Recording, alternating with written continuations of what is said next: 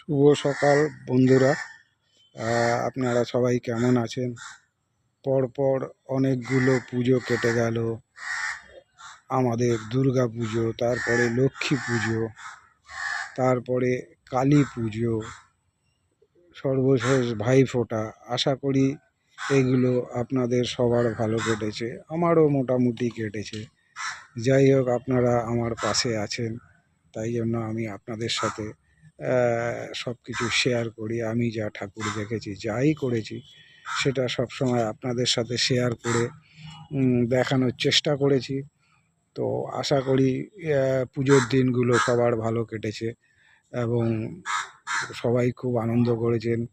বাজি ফাটিয়েছেন, সেটাও খুব সাবধানেই ফাটিয়েছেন। কারো কোনো ক্ষতি হয়নি, নিজেদেরও নয় এবং অন্য কারো নয়।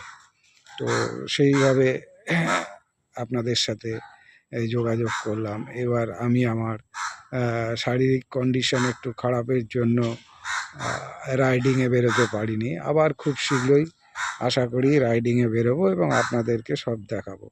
ধন্যবাদ। সবাই পাশে থাকবেন, সঙ্গে থাকবেন, ভালো থাকবেন।